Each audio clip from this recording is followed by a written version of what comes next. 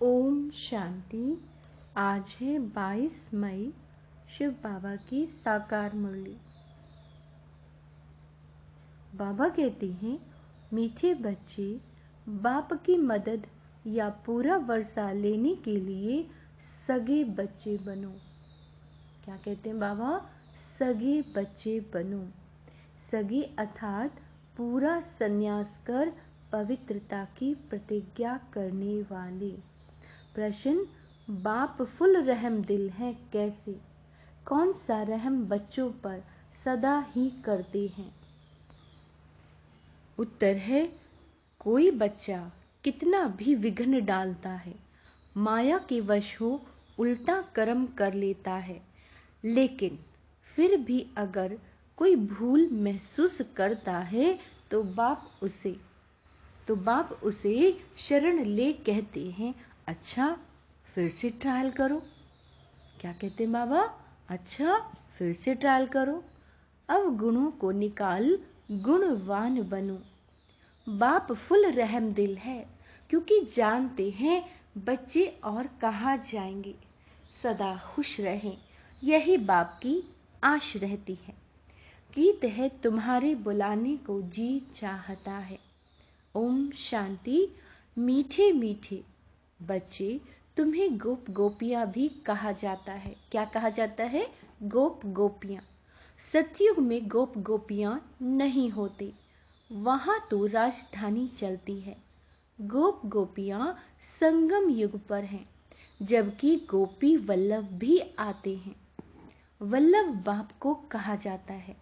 बच्चे याद करते हैं कि बाबा फिर से आओ। सभी सेंटर्स के बच्चे होंगे। सबको पता है कि बाबा इस समय मुरली बजाता होगा। वह मुरली टेप में भरती होगी, लिखते भी होंगे, लिथो होगी, फिर हमारे पास आएगी। हम धारणा करेंगे, फिर हम धारणा कराएंगे। यह सब समझते होंगे कि मधुबन में गोप गोपियां गोपी वल्लभ से सम्मुख सुनते होंगे। वो ही मुरली फिर हम 4-5 दिन के बाद सुनेंगे। ऐसे ख्यालात चलते होंगे ना। कहते हैं बाबा आप आओ तो हम सदैव मुस्कुराने लग जावें। जैसे देवताएं सदैव हर्षित रहते हैं, वहां तथा राजा रानी तथा प्रजा सब हर्षित रहते हैं। दुख का नामो निशान नहीं रहता। यहाँ तो है ही प्रजा का राज्य। तो बच्चे जानते हैं, बाबा आकर हमको पढ़ाते हैं। क्या करते हैं बाबा? आकर हमको पढ़ाते हैं। यहाँ गरीब ही अच्छी रीति पढ़ते हैं। जैसे वह गरीब भी कोई एमएलए, कोई एमपी बन जाते हैं ना, यहाँ गरीब ही पढ़ सकते हैं। वारिस भी गरीब ही बनते हैं। साहूकारों को लफड़ा बहुत रहता है। एक तो धन का नशा। बाबा क्या कहते हैं? एक तो धन का नशा और दूसरा फिर फुर्सत नहीं मिलती। बलि भी नहीं चढ़ सकते। बाबा कहते हैं यहाँ बलि चढ़ना पड़ता है, तन मन धन सहित। साहूकारों का हृदय विदीर्ण होता है, फुरना बहुत रहता है, इसीलिए गरीब झट बलि चढ़ते हैं। इसमें भी पहले नंबर में कन्याएं जाती हैं। मम्मा भी कन्या है ना, बाप की बनी, और कहेंगे बस मेरा तो एक शिव बाबा, दूसरा ना कोई। इसको बलि चढ़ना कहा जाता है। ग्रस्त व्यवहार में रहते हुए जैसे कि वहां नहीं है। बुद्धि में शांति धाम सुख धाम ही बसता है। अब हम जाते हैं। कहाँ जाते हैं? Sweet home. फिर स्वीट राजाई में जाएंगे। ग्रस्त व्यवहार में रहते रचना की भी पालना करनी है, परंतु श्रीमत से। क्या कहा बाबा ने? श्रीमत से पालना करनी है। श्रीमत तब मिले जब बलि चढ़े। सर्वशक्तिवान के साथ योग लगाने से ही शक्ति मिलती है। बाप का नहीं बनते हो तो शक्ति नहीं मिलेगी। सगे और लगे होते हैं, उन सन्यासियों में भी सगे और लगे होते हैं। कोई तो घर बार छोड़कर कफनी पहनते हैं, वह ठहरे सगे, वह ठहरे सगे। कोई फिर फॉलोअर्स होते हैं, वह रहते हैं ग्रस्त में, उनको कहते हैं सौतेले, सगे नहीं कहेंगे। बाबा कहते हैं उन्हें फिर वर्षा मिल ना सके। क्यों? क्योंकि अपवित्र रहते हैं। यहाँ भी कोई तो सगे हैं जो पवित्रता की राखी बांधते हैं, बाकी जो पवित्र नहीं रहते उनको सगे कह न सके। यह है राजयोग द्वारा सन्यास। क्या कहा बाबा ने इसको? राजयोग द्वारा सन्यास। वह है हठ योग द्वारा सन्यास। बाबा ने समझाया कैसे अपने को सन्यासियों के फॉलोवर्स कहलाते हैं, परंतु रहते तो ग्रस्त में हैं, तो उनको वास्तव में फॉलोवर्स व सन्यासी कह न सके। सन्यास करने का पुरुषार्थ करने चाहते हैं, परंतु क्या कहा बाबा ने? परंतु बंधन है। जिन्होंने कल्प पहले सन्यास किया है वही छोड़ते हैं, वह हो जाते हैं सगे और वह लगे। यह जो भी बाप का बनते हैं वही सगे ठहरे। मदद और वर्षा भी सगे को ही बाबा कहते हैं मिलेगा, लगे को मदद मिल न सके। बाबा ने समझाया यह है ज्ञान इंद्र सभा। यह सब ज्ञान पुखराज परी हैं। 9 रत्नों की भी बहुत महिमा है। 9 रत्नों की अंगूठी भी पहनते हैं। ब्राह्मण लोग कहते हैं यह पहनो तो तुम्हारी दशा बदलेगी। पत्थरों की भी महिमा कर दी है। वे ही तो तुम बच्चे हो। जितने जो सर्विसेबल बच्चे हैं वे विजय माला में आते हैं।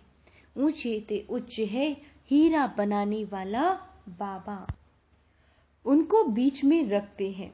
मनुष्य तो इन बातों को जानते ही नहीं। 9 रत्न कौन है? पत्थर से भेंट क्यों करते हैं? जैसे नदियों से भी भेंट करते हैं। तुम हो ज्ञान नदियां, वह है पानी की। तो कहते हैं बाबा आओ, तो हम सदैव हर्षित रहेंगे। उनकी मुरली सुनकर औरों को सुनाएंगे। फिर हाँ, प्रिंस प्रिंसेस बन रतन जड़ित मुरली भी बजाते हैं। मुरली बजाने का शौक रहता है। श्री कृष्ण को भी मुरली थी जरूर, जबकि वह प्रिंस था, रास करता था। बाकी ज्ञान मुरली सुनाना बजाना तो ज्ञान सागर का काम है। वह ज्ञान मुरली बाप आकर चलाते हैं। ज्ञान की बात यहाँ ही होती है, वहां ज्ञान की बात नहीं होती। अब मुरली बजाने वाली तुम बच्चियां हो।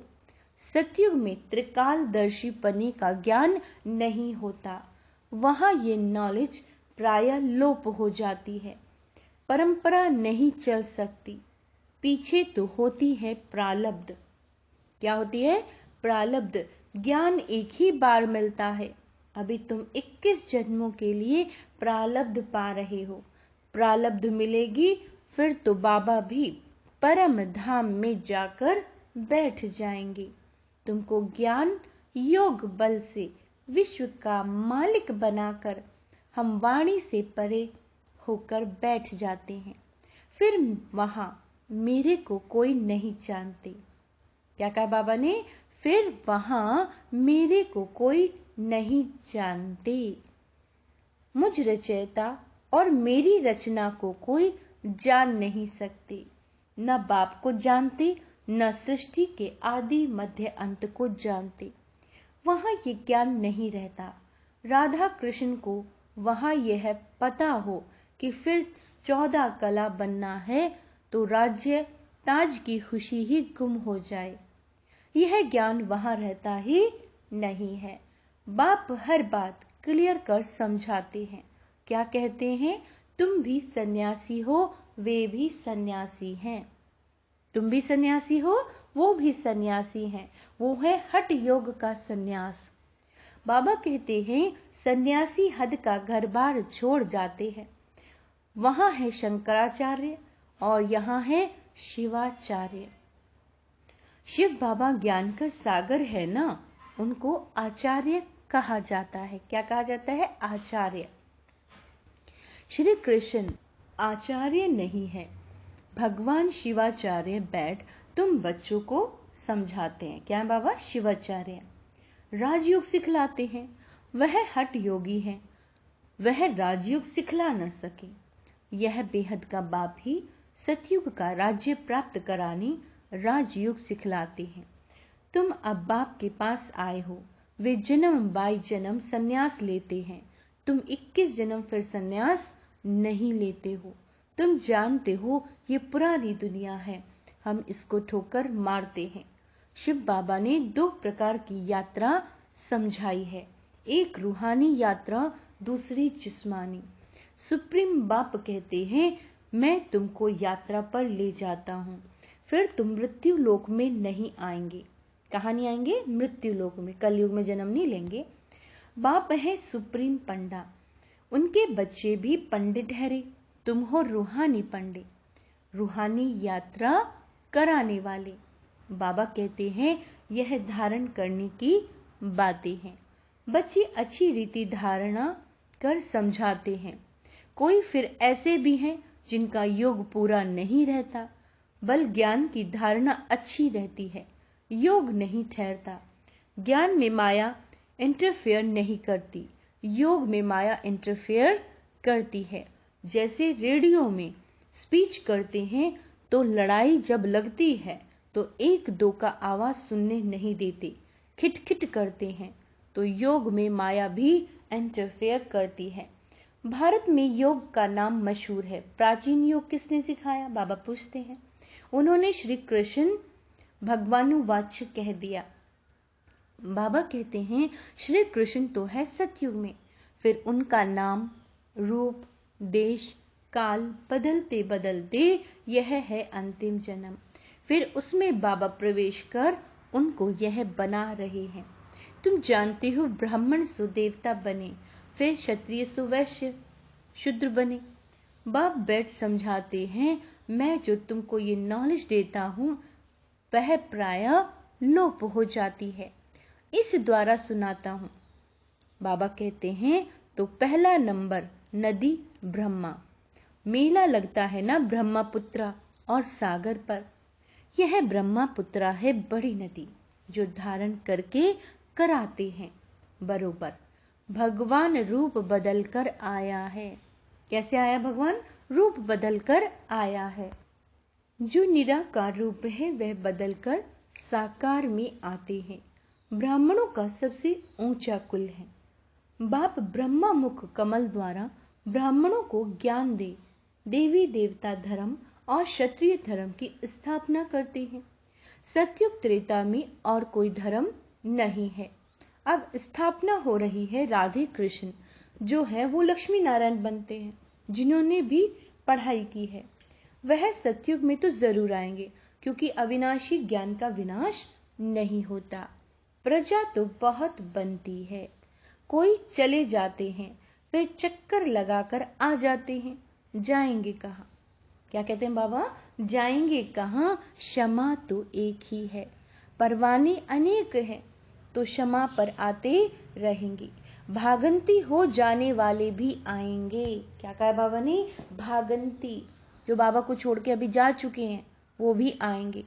सतगुरु की निंदा कराई है फिर भी बाबा के पास आते हैं तो समझाया जाता है, फिर से तुम यह ज्ञान उठा सकते हो।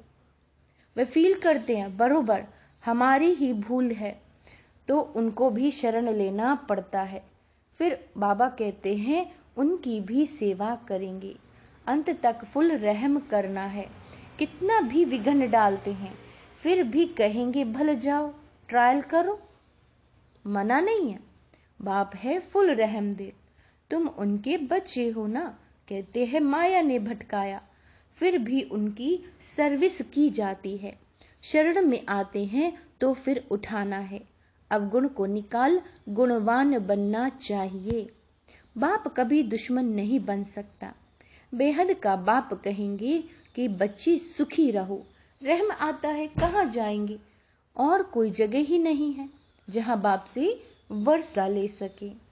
बाप सब बातें समझाते हैं, बहुत नहीं धारण कर सकते तो फिर थोड़ा ही सही। अच्छा, मन मना भव, बाप की याद में रहो। आत्मा का स्वधर्म है शांत। अटेंशन प्लीज, सावधान, अपने बाप को याद करो। बाप को याद करने से वर्षा जरूर याद आएगा। ऐसे हो नहीं सकता वर्षा याद ना आए। बाप और वर्षे को याद करने से तुम जीवन मुक्त बनते हो।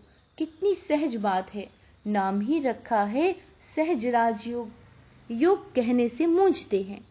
यह तो बाप को याद करना है ना। बाबा कहते, अरे बच्चे, तुम बाप को भूल जाते हो। जिस बाप से हीरे जैसा जन्म मिला, तुम उनको भूल जाते हो। लौकिक बाप को कभी भूलते हो क्या? बाबा को भूला तो वर्षा गुम। अपने को आत्मा निश्चय कर बाप को याद करना है। आत्म अभिमानी बदले देह अभिमानी बनने से बाबा कहते हैं धोखा खा लेते हैं। सन्यासियों का है निवृत्ति मार्ग। भारत पतित बनना शुरू हो जाता है तो यहां आकर मरम्मत करते हैं, अपवित्र बनने से रोकते हैं। उनमें प्योरिटी की ताकत रहती है। प्योरिटी है तो पीस प्रॉस्पेरिटी भी है। कन्या भी पवित्र है, तब तो उनको माथा टेकते हैं। देवताएं पवित्र हैं तो सब उनको माथा टेकते हैं। सतयुग में माथा टेकने की बात नहीं, क्योंकि सब पवित्र रहते हैं। अपने दर्पण में देखना चाहिए कि हमारे में कोई भूत तो नहीं है। लायक बने हैं लक्ष्मी नारायण को वरने के। अपने को लायक बनाना है। तुम बच्चे जानते हो ऊंचे ते उच्च है शिव बाबा। ब्रह्मा विष्णु शंकर और लक्ष्मी नारायण आदि सबसे शिव बाबा उच्च है। एक शिव बाबा ही हीरे जैसा है। बाकी इस समय सब तमो प्रधान कौड़ी जैसे हैं। बाकी इस समय कैसे हैं? तमो प्रधान कौड़ी जैसे। महिमा सारी एक ही बाप की है। सारी सृष्टि को स्वर्ग बनाना ये एक ही बाप का काम है। अच्छा, मीठे मीठे से केला दे बच्चों प्रति माता पिता बाप दादा का याद प्यार और गुड मॉर्निंग। रूहानी बाप की रूहानी बच्चों को नमस्ते। हम रूहानी बच्चों की रूहानी बाप दादा को याद प्यार गुड मॉर्निंग नमस्ते मीठे बाबा, शुक्रिया। धारणा के लिए मुख्य सार। बाप पर पूरा बलि चढ़, बाप का सगा बच्चा बन। बाप से पूरा वर्षा लेना है, पूरा पवित्र बनना है। अपने को दर्पण में देख, भूतों को निकाल गुणवान बनना है। क्या कहा बाबा ने? अपने को दर्पण में देखना है, भूतों को निकाल गुणवान बनना है। अपने अंदर की कमी को देखना है, दूसरे की कमी को नहीं देखना। दूसरे को सुधारने में आत्माएं लग जाती हैं और अपने पर ध्यान बाबा कहते नहीं देती हैं। मुरली सुन धारण कर, औरों को भी करानी। मुरली सुननी भी है, धारण भी करनी है और औरों को भी करानी है। वरदान है परमार्थ। परमार्थ के आधार पर व्यवहार को सहज बनाने वाले भाग्यवान आत्मा भव। आधा कल्प व्यवहार में, भक्ति में, धर्म के क्षेत्र में सब में क्या की थी? मेहनत की। और अभी बाबा कहता है मेहनत से छूट गए। अभी व्यवहार भी परामर्थ के आधार पर सहज हो गया। श्रीमत मात्र, निमित्त मात्र कर रहे हैं। क्या कह रहे हैं बाबा? निमित्त मात्र कर रहे हैं। निमित्त मात्र करने वालों को सदा सहज अनुभव होगा। व्यवहार नहीं है लेकिन खेल है। माया का तूफान नहीं है लेकिन ड्रामा अनुसार आगे बढ़ाने का तोहफा है। तो मेहनत छूट गई ना। ऐसे मेहनत से अपने को बचाने वाले श्रेष्ठ भाग्यवान आत्मा हूं, इसी स्मृति में रहो। स्लोगन है जीवन में मधुरता का गुण धारण करना ही महानता है। अच्छा, ओम शांति।